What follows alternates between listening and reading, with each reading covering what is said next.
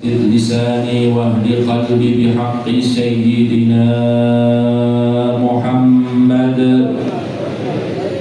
صلى الله عليه وسلم. اللهم انفعنا بما علمتنا وعلمنا ما ينفعنا وزدنا علما وعملا وإخلاصهما ودوامهما برحمتك يا أرحم الراحمين يا أكرم الأكرمين آمين يا رب العالمين. Hadratul muhtaramin, para alim, para ulama, para sesepuh, para bini sepuh, para kiai hingga Allah muliakan, wabil khusus dumateng panjenenganipun Kiai Haji Mamsyad Abdul Muhid, panjenenganipun Kiai Haji Muntaka Abdul Muhid lan sedaya putra, panjenenganipun Kiai Haji Humaydi Ilyas, panjenenganipun Kiai Haji Aslam Ridha, panjenenganipun Kiai Haji Jawis Masruri, panjenenganipun Kiai Haji Asmuni Abdul Rahman, panjenenganipun Kiai Haji Bailawi lan para kesepuhan-kesepuhan ingkang kawula mulyakaken lan sedaya para jamaah, para hadirin majlis qiraah Sahihul Bukhari. Mugi-mugi kaula lan panjenengan sedaya tansah pinaringan rahmat dening Gusti Allah Subhanahu wa taala. Lan mugi-mugi kula lan panjenengan sedaya pinaringan ilmu ingkang manfaat yang insyaallah dados syafaat, dados penyelamat kelak nanti di yaumil kiamah. Amin ya rabbal alamin. Para hadirin, bapak-bapak, ibu-ibu yang dirahmati Allah, ini sebelumnya saya menyampaikan bahwa saya tadi dari Solo, perjalanannya ini agak jauh. Nyuwun pangapunten tidak bisa mengikuti pengajian dari awal, tapi insya Allah barokah dari majlis niki rata satu Indonesia. Amin Allahumma. Karena yang dibaca adalah salah satu kitab seorang ulama yang terkemuka, yang seluruh ulama Ahlus Sunnah wal Jamaah sepakat bahwa ashahul kutub ba'da kitabillah adalah Sahihul Bukhari. Kitab yang paling sahih setelah Al-Quran adalah kitab Sahihul Bukhari. Sehingga keramatnya Sahihul Bukhari ini peringkat kedua setelah Al-Quran. Oleh karena itu para ulama kita, khusus Ahlus Sunnah wal Jamaah, ini mengamalkan Sahihul Bukhari baik untuk menggali ilmu dan juga mendapatkan barokah. Ada juga yang menggunakannya untuk daf'ul bala. Mudah-mudahan semua hajat kita dikabulkan oleh Allah Subhanahu wa taala. Para hadirin, bapak-bapak, ibu-ibu yang dirahmati Allah, pada kesempatan ini juga sedikit ingin saya sampaikan tentang keutamaan Sahihul Bukhari. Jadi kitab Sahihul Bukhari ini, bapak-bapak, ibu-ibu, kitab itu sebenarnya hanyalah ciplakan. Jadi tidak ada dalam tradisi kita Ahlus Sunnah wal Jamaah kitab baru itu tidak ada, adanya ciplakan. Baik itu dari Al-Quran ataupun hadis-hadis Kanjeng Nabi Muhammad SAW. Jadi kalau dalam istilah zaman sekarang disebut dengan copy paste. Sebenarnya niki tradisi para ulama kita. Tapi yang di copy paste niki adalah kalamullah dan kalam Nabi Muhammad SAW, sehingga ada berkahnya. Oleh karena itu bisa dikatakan bahwa semua orang itu bisa copy paste. Tapi yang copy paste ini siapa? Itulah yang menentukan kualitas dari kitab tersebut.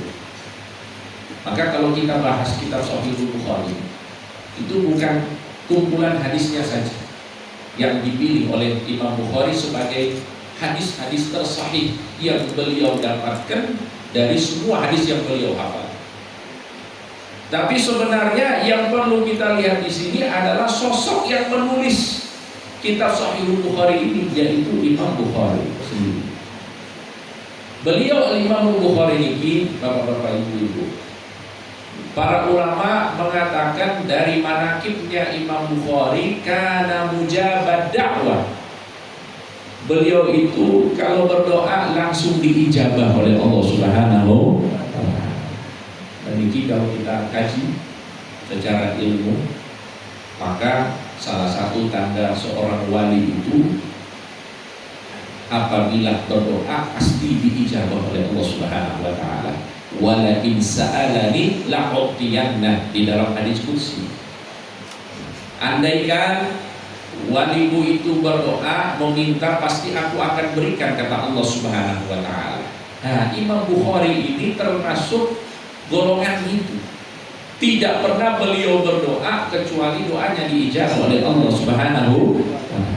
Makanya Imam Bukhari ini selain beliau adalah ulama yang sangat luar biasa keilmuannya, bukan hanya dalam aspek hadis saja, akan tetapi dalam aspek tarikh yang disebutkan sebelum beliau menulis Sahihul Bukhari ini, ternyata beliau pernah menulis Tarikhul Kabir. Jadi menulis tentang sejarah secara komplit yang ditulis oleh beliau sebagai landasan kelak nanti menulis kitab Sahihul Bukhari.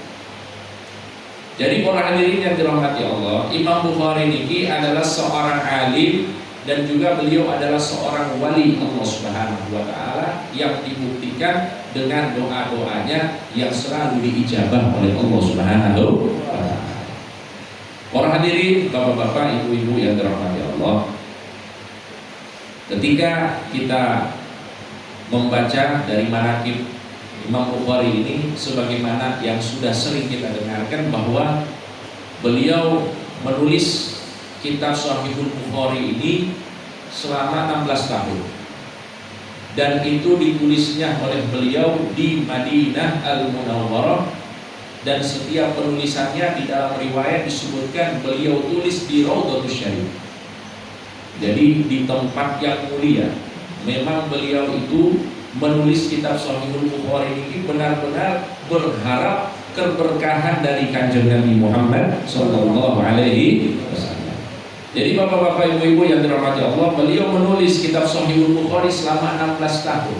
Dan setiap kali menulis hadis satu hadis, beliau mandi, kemudian beliau sholat istikharah, kemudian meminta kepada Allah Subhanahu wa taala apakah hadis ini pas untuk ditulis di dalam kitabnya atau tidak. Kalau mendapatkan isyarat dari Allah, maka beliau menulisnya. Niki riwayat yang kita dapatkan dari Imam Bukhari. Berarti beliau niki orangnya benar-benar hati-hati. Bahkan untuk hadis yang beliau sudah sahihkan, niku beliau tetap minta kepada Allah Subhanahu wa taala. Allahumma shalli ala Muhammad.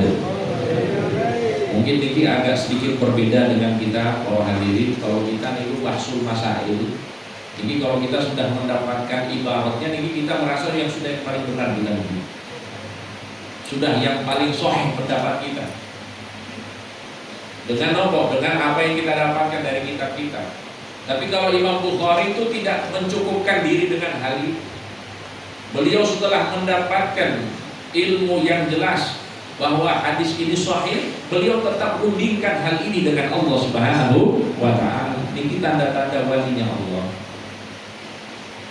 Oleh karena itu dikatakan bahwa beliau Al-Imam Bukhari menulis kitab ini selama 16 tahun, dan setiap kali beliau menulis, beliau sholat istikharah.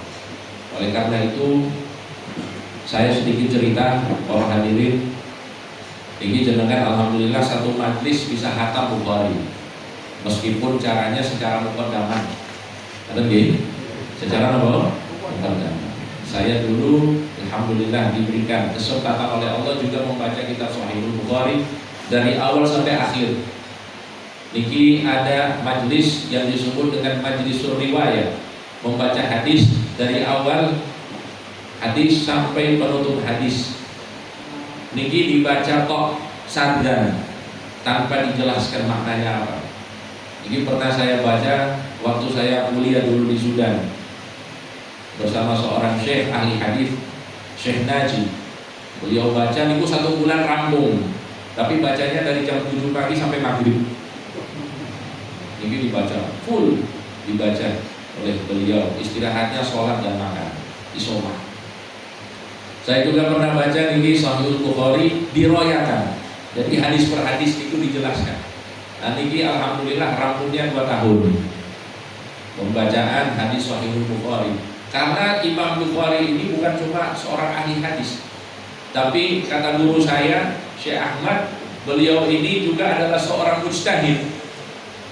Karena setiap bab yang ditulis oleh Imam Bukhari ini mengandung hukum-hukum fikih, bahkan juga mengandung hukum-hukum yang berkaitan dengan akidah. Sehingga beliau ini bukan cuma seorang ahli hadis saja, tapi beliau ini seorang mujtahid, seorang yang diberikan ilmu yang sangat luar biasa dari Allah Subhanahu wa taala. Para hadirin, bapak-bapak, ibu-ibu yang dirahmati Allah. Tapi dari semua kelebihannya Imam Bukhari ini, menurut saya yang paling luar biasa dari Imam Bukhari itu sebenarnya beliau itu bisa menjaga dirinya dari dosa. Allahumma sholli ala Muhammad. Allahumma sholli ala Muhammad. Kita ini bapak-bapak ibu-ibu bisa banyak amal, bisa banyak sholat, bisa banyak puasa, bisa banyak zikir, tapi sulit bagi kita itu untuk bisa meninggalkan maksiat secara total itu susah. Ya begitu. Tapi Imam Bukhari ini beliau telah menyampaikan maktabtu ahadan. Niki deklarasi dari Imam Bukhari. Aku tidak pernah ngerasani orang. Maktabtu ahadan mut'alimtu annal ghibata haram.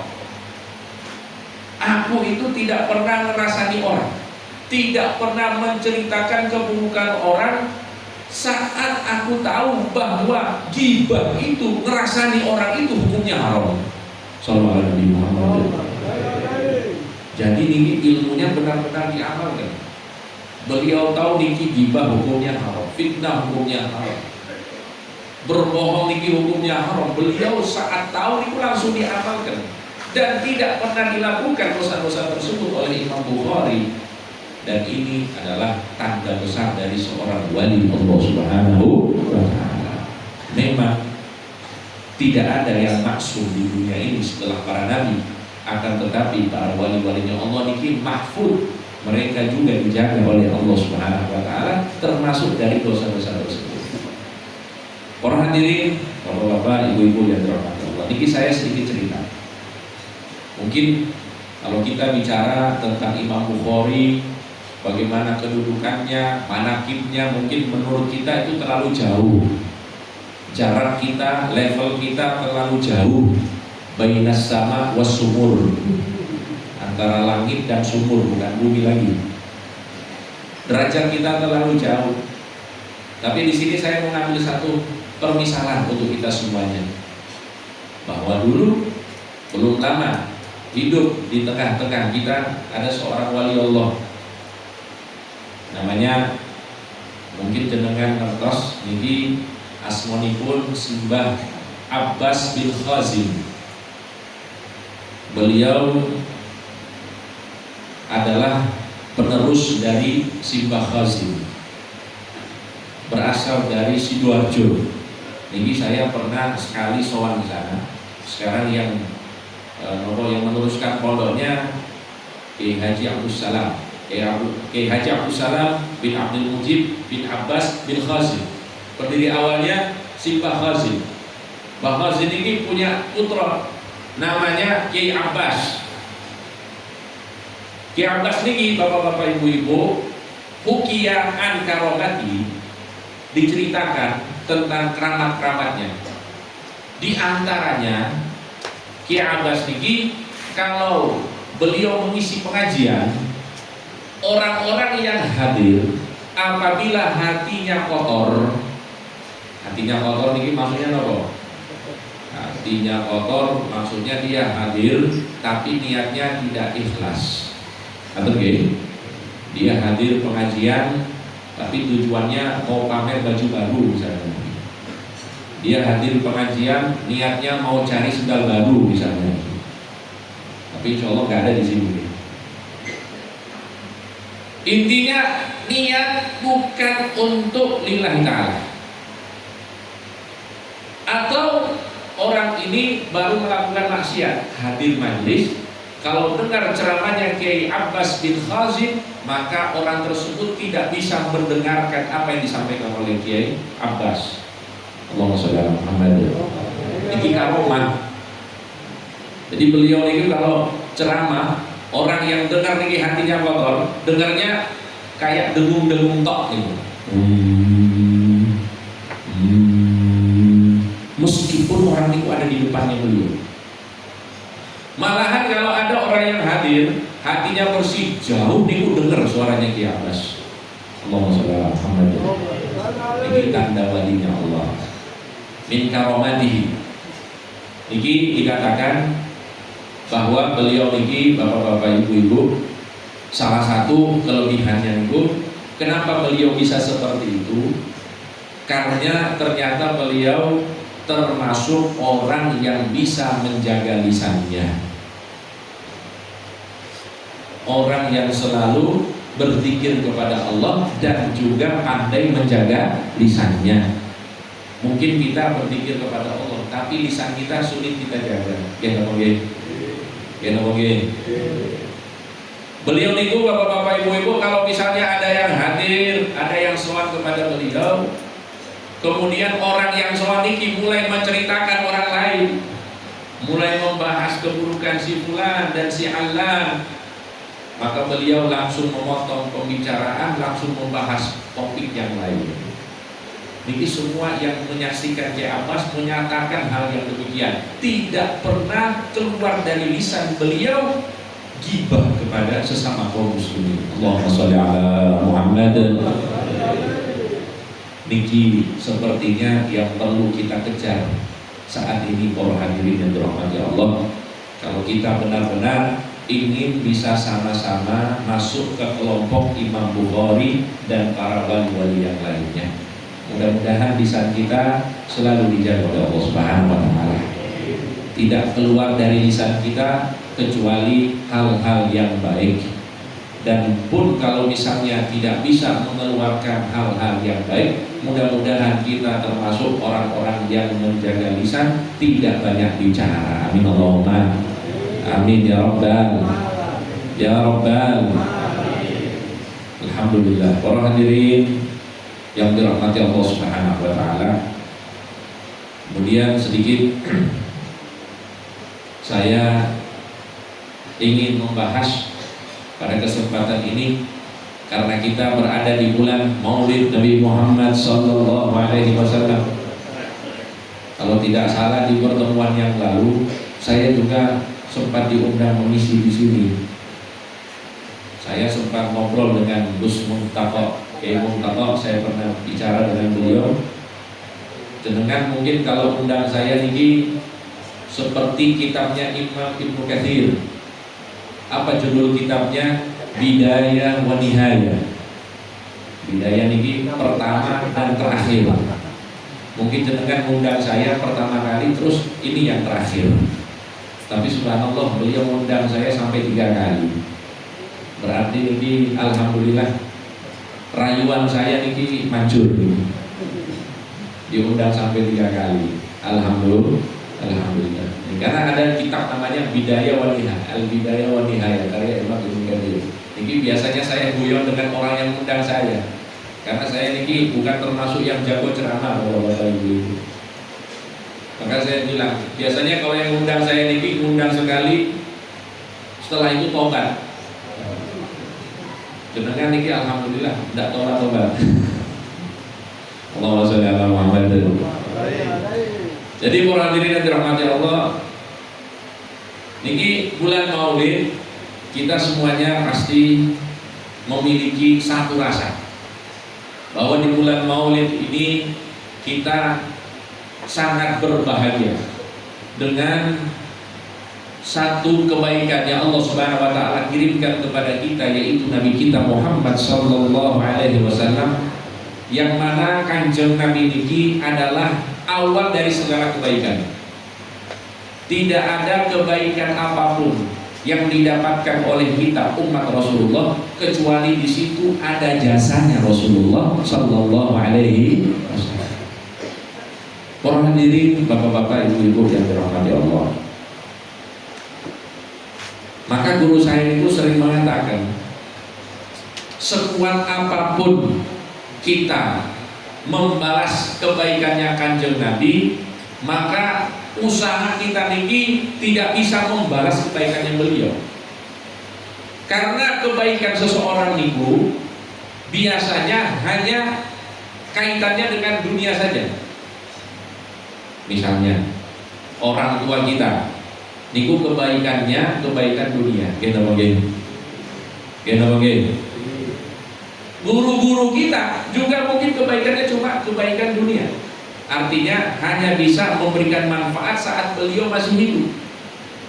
Tapi kalau untuk Kanjeng Nabi Muhammad SAW, kebaikan beliau ini bukan hanya di dunia, tapi nanti berlangsung sampai di akhirat. Kanjeng Nabi masih memberikan kebaikan demi kebaikan kepada kita, sehingga dikatakan oleh Al-Imam Daibai bahwa kalau misalnya ada orang yang ingin membalas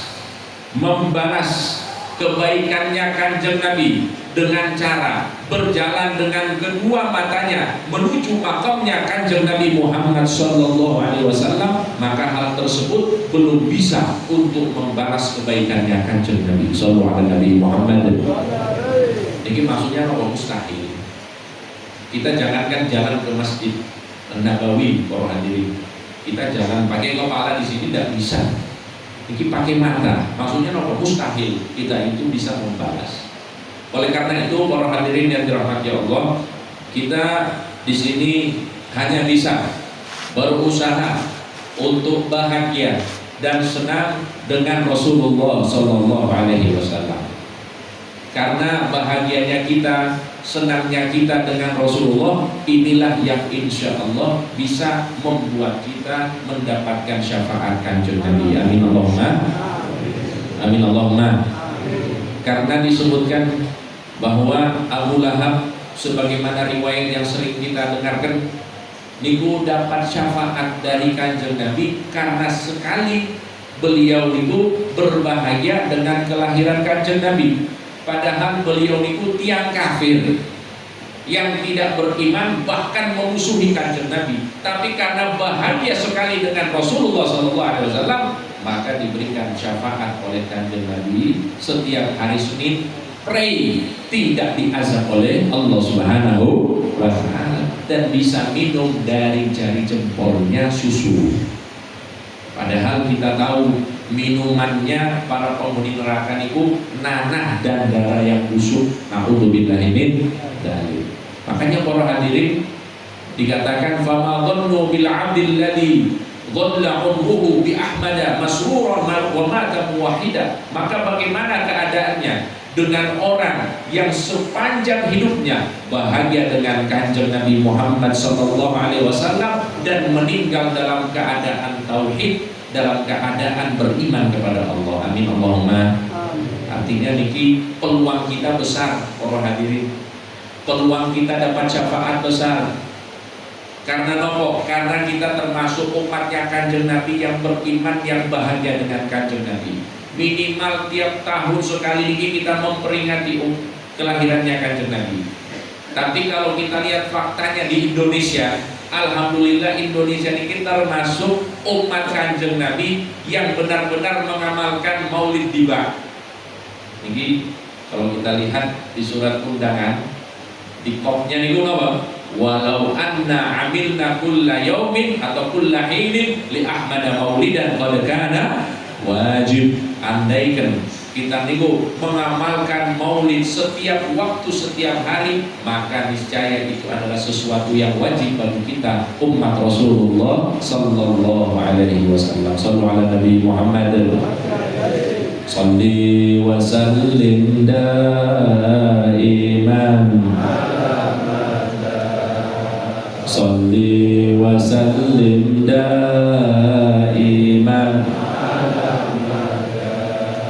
wal ali wal ashabi man qad wahada, wal ali wal ashabi man qad wahada. Allahumma shalli ala Muhammad. Maka kita berdoa kepada Allah Subhanahu wa taala, mudah-mudahan kita di dunia dapat syafaat Kanjeng Nabi Muhammad sallallahu alaihi wasallam, di akhirat dapat syafaat Kanjeng Nabi Muhammad sallallahu alaihi wasallam, dan masuk ke dalam surganya Allah bi barakati syafaatin Nabi Muhammad sallallahu alaihi wasallam. Amin Allahumma amin.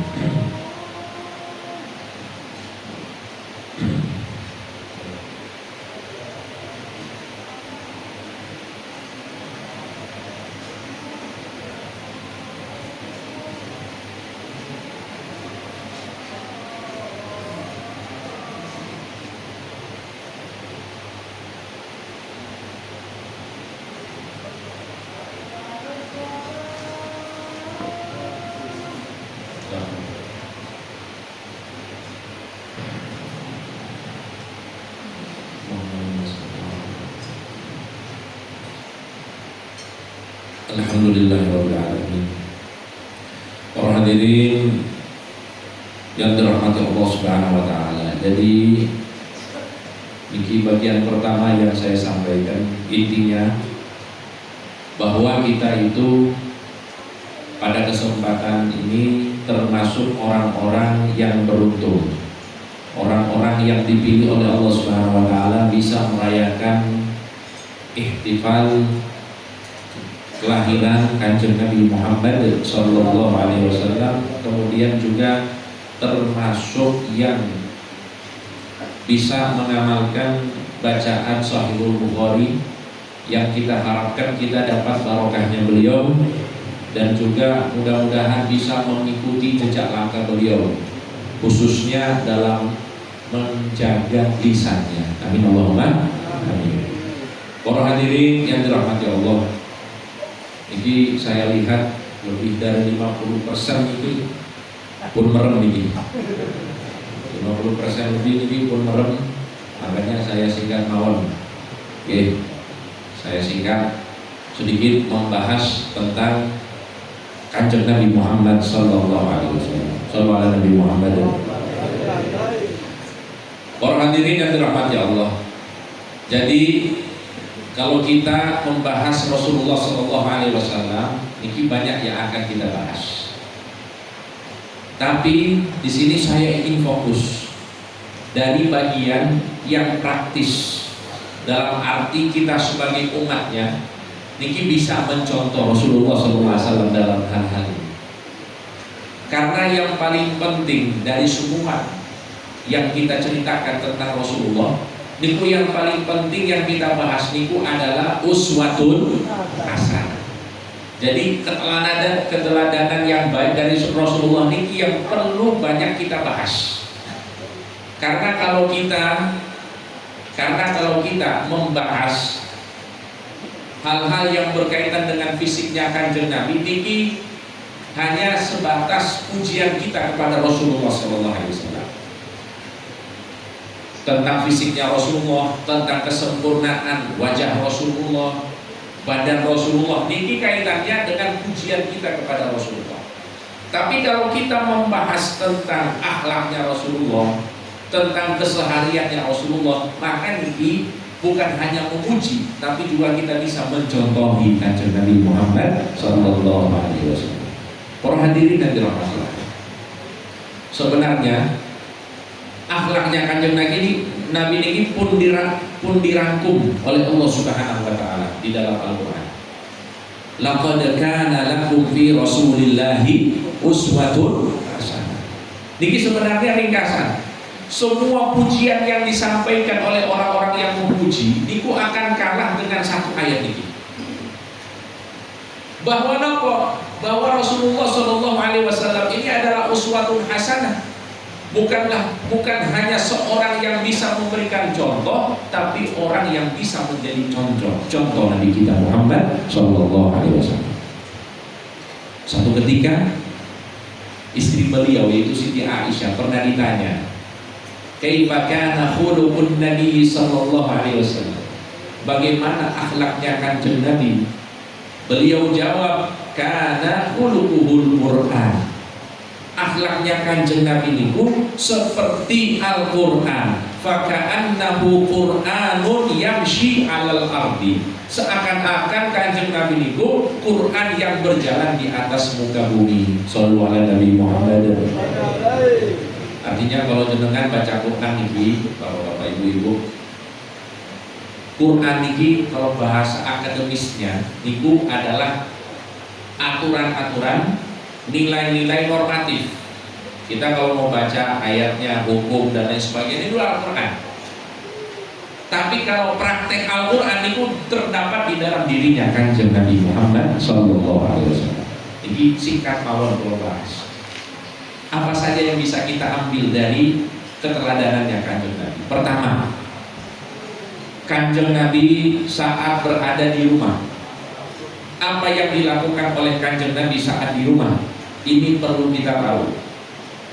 Pertama, yang perlu kita ketahui bahwa Kanjeng Nabi sebagai seorang suami, sebagai seorang ayah, niku tidak pernah merasa dirinya raja saat di rumah. Halo? Tidak pernah merasa dirinya apa? Raja. Dikatakan oleh Siti Aisyah, karena fi mihnati ahlihi.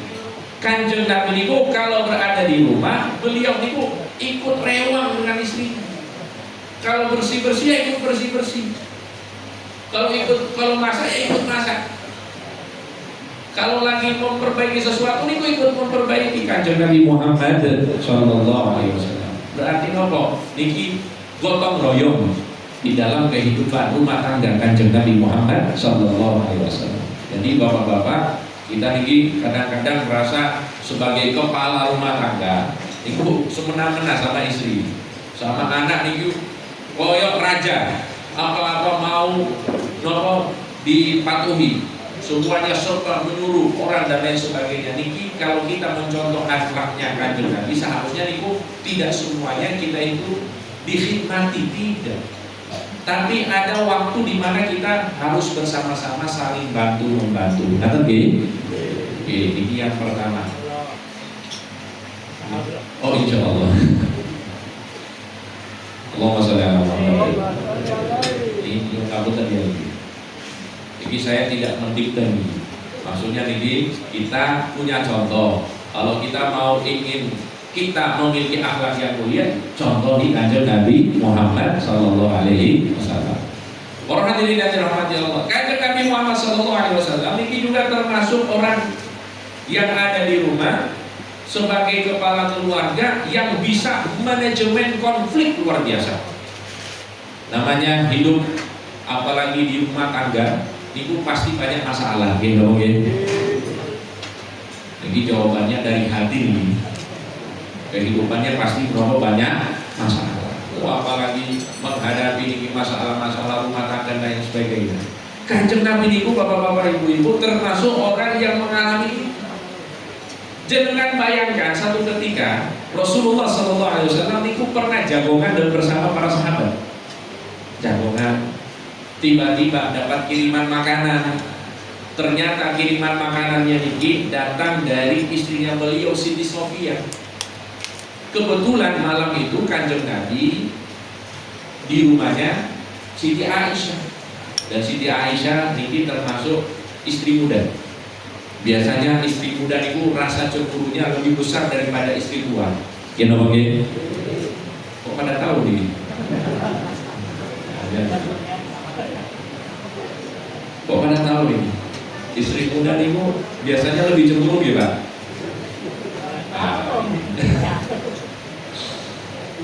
Tadi mulai ketahuan, tapi sekarang mulai pura-pura lagi. Allahumma sholli ala Muhammad. Lanjut. Jadi Siti Aisyah ini cemburu dengan kiriman makanannya Siti Sofia. Apa yang dilakukan? Makanan niki diambil oleh Siti Aisyah, dilempar di hadapan Kanjeng Nabi Muhammad sallallahu alaihi wasallam. Sallallahu Nabi Muhammad. Niki sebelum saya lanjut, para hadirin, niki bapak-bapak yang hadir misalnya, jenengan lagi jagongan punya tamu, jagongan, tiba-tiba istri jenengan dari dalam rumah lempar makanan. Niki kira-kira respon jenengan pripun, bapak-bapak? Diam, ngamuk, sepakat ngamuk. Alhamdulillah masih manusia kita berada di sini. Masih memiliki emosi. Alhamdulillah. Tapi Kanjeng Nabi ini Bu, beliau sebenarnya niki pasti ada rasa marah. Tapi beliau adalah uswatun hasanah. Beliau mengajarkan kepada kita ketika ada masalah di rumah tangga, maka diselesaikanlah dengan baik. Jangan emosi berbalas dengan emosi. Halo, emosi itu harus dihadapkan dengan kesabaran. Dan itulah yang dilakukan oleh Kanjeng Nabi. Bagaimana dengan kondisi itu ketika beliau sebagai tuan rumah dan para sahabatnya dan juga istrinya yang lagi cemburu, bagaimana beliau bisa menjaga hati semua orang yang ada di situ, para hadirin yang dirahmati Allah, dengan satu kalimat tok. Beliau sampaikan, gharat ummukum, ibu kalian sekarang sedang cemburu. Halo. Karena apa? Karena istri-istri Kanjeng Nabi itu ibu-ibu kita. Karena gitu. Wa azwajuhu ummahatuhum, ibu kalian iki Siti Aisyah sedang cemburu. Jadi Siti Aisyahnya tenang, sahabatnya juga tidak tersinggung. Alhamdulillah. Niki manajemen konflik kalau kita bahas di kuliahan ini bisa 1 semester nih, luar biasa yang diajarkan oleh Kanjeng Nabi Muhammad sallallahu alaihi wasallam. Para hadirin yang dirahmati Allah, Kanjeng Nabi di rumah apa yang beliau lakukan? Beliau itu di rumah termasuk seorang suami, seorang ayah penyayang. Diriwayatkan bahwa satu ketika ada seorang Arab Badui datang kepada Kanjeng Nabi. Beliau terheran-heran melihat Kanjeng Nabi niku main dengan cucunya Sayyidina Hasan dan Sayyidina Husain. Rasulullah kok main dengan cucu? Jenengan jangan bayangkan dengan kondisi kita di Indonesia, para hadirin. Kalau di Indonesia memang kan ya mbah-mbah yang turun tangan biasanya, yang ngurusi cucu biasanya apa? Mbah. Tapi kalau di Arab, apalagi pada saat itu, tidak mungkin, mustahil ada kok orang tua ngurus anak, seorang suami ataupun seorang kakek niku ngurus anak niku hal yang tabu. Tapi hal tersebut dilakukan oleh Kanjeng Nabi Muhammad SAW. Beliau itu main dengan cucu-cucunya, diciumi Sayyidina Hasan, Sayyidina Husain. Tiba-tiba Arab Badui datang. Niki mau mengkritik Rasulullah. Ya Rasulullah Sallallahu Alaihi Wasallam, li asyratu aulad. Saya ini punya 10 anak. Halo. Jenengan kira-kira punya 10 anak? Orang-orang dulu biasanya 10 anak. Kalau sekarang 2 cukup, ada yang bilang 5 cukup. Niki Arab Badui ini bilang, li asyratu aulad, saya punya 10 anak. Ma qabbaltu minhum ahada. Tidak ada satupun dari anak-anak saya yang pernah saya cium. Halo. Wah, ini sangat.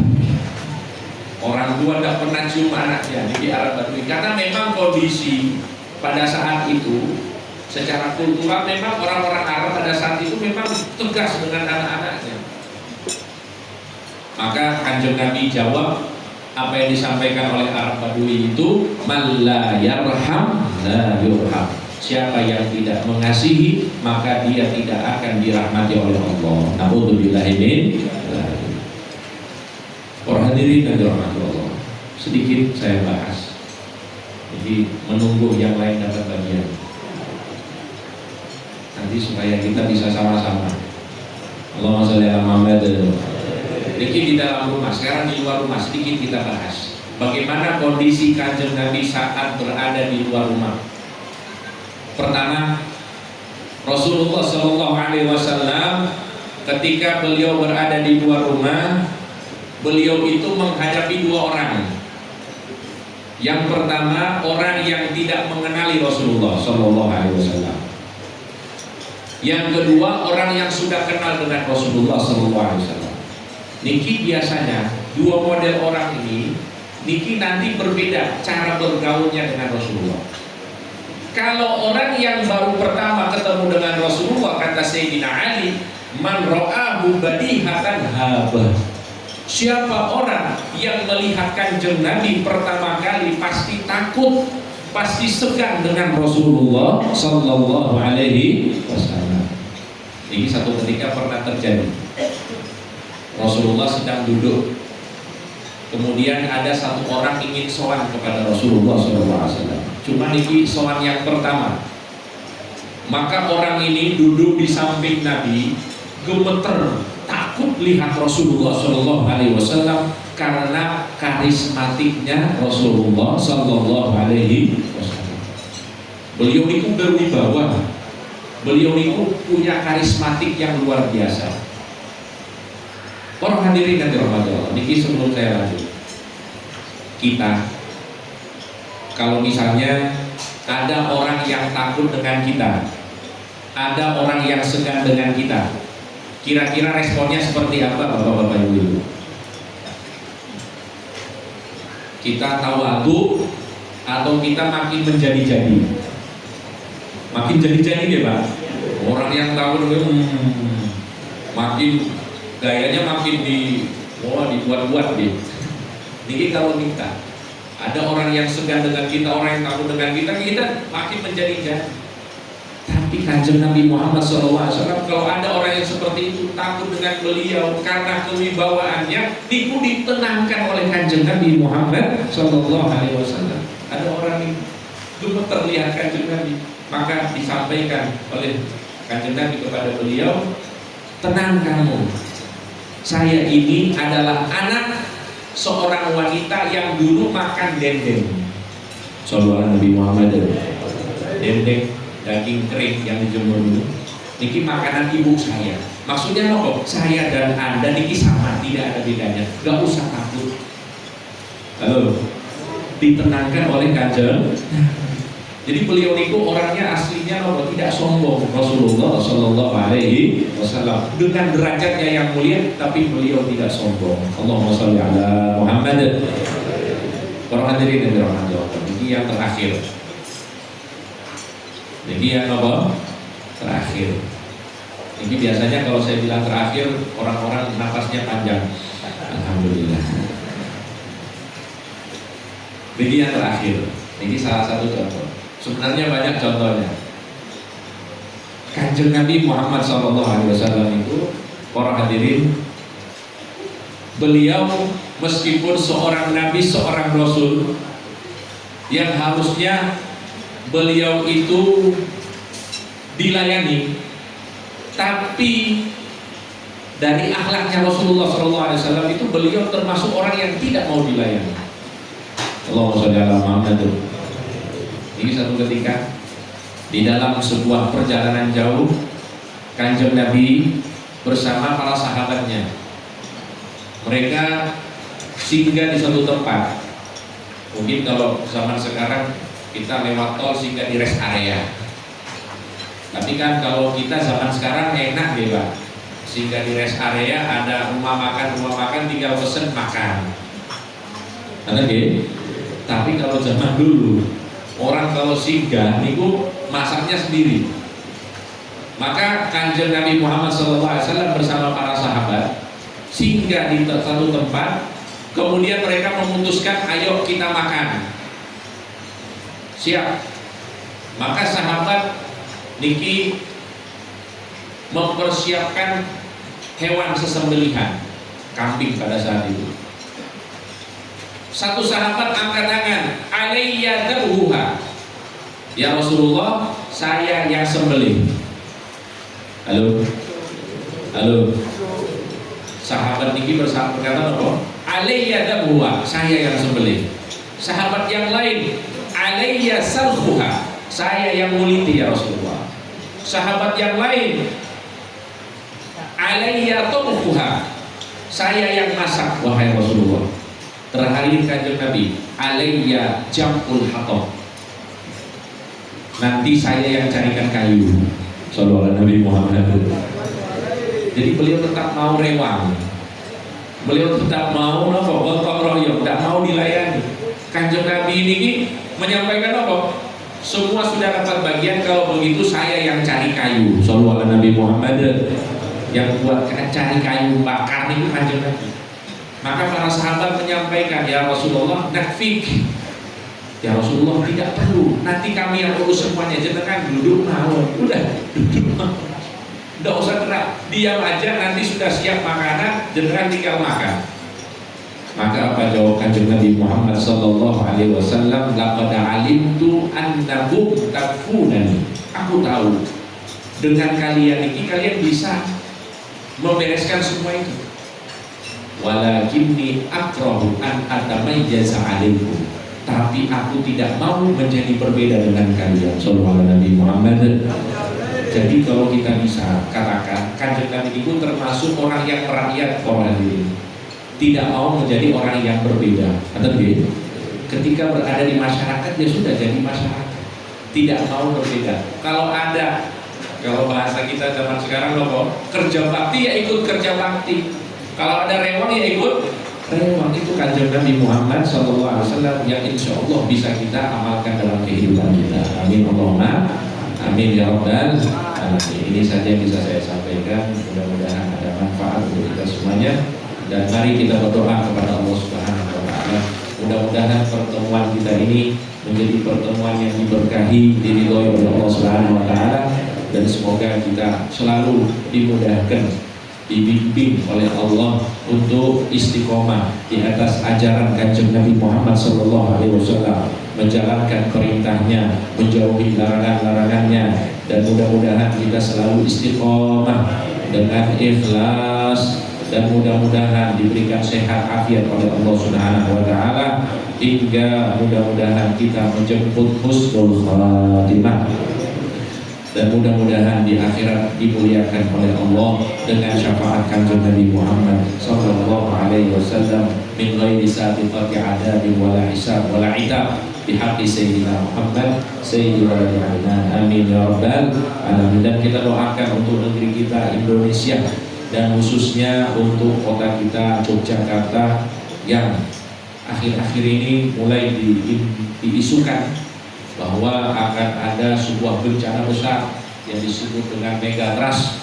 Berkat majlis ini kita berdoa kepada Allah Subhanahu wa Ta'ala, mudah-mudahan segala musibah malapetaka diangkat oleh Allah Subhanahu wa Ta'ala, dijauhkan oleh Allah Subhanahu wa Ta'ala dari negeri kita, dengan berkat sholawat, berkat pembacaan Sahihul Bukhari, dan berkat para awliya dan sholihin yang ada di negeri kita. Amin amin ya rabbal alamin. Bismillahil Fatihah.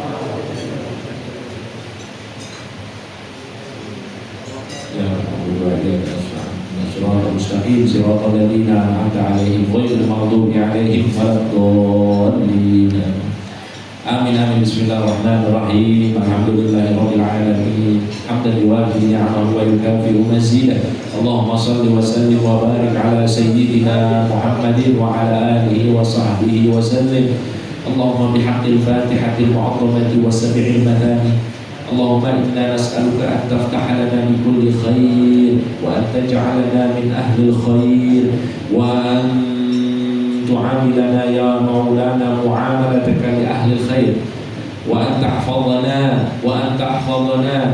tahfadhana fi adyanina wa anfusina wa azwajina wa awladina wa ahbabina wa asdiqaina wa ikhwanina wa amwalina min kulli mihnatin wa bu'sin wa dhair, innaka waliyyu kulli khair wa mutafaddilun bi kulli khair. Allahumma ya man waffaqa ahlal khairi lil khairi wa a'anahum alayh, waffiqna lil khairi wa a'inna alayh bi rahmatika ya arhamar rahimin. Allahumma ahyina ala sunnati nabiyyina Muhammad sallallahu alaihi wasallam, wa amitna ala millatihi, wa ahsyurna fi zumratihi, wa adkhilna al-jannata tahta liwa'ihi. أوردنا حوضه يا الله واشملنا بشفاعته وجزه عنا خير ما جزيت نبيا عن أمته برحمتك يا أرحم الراحمين.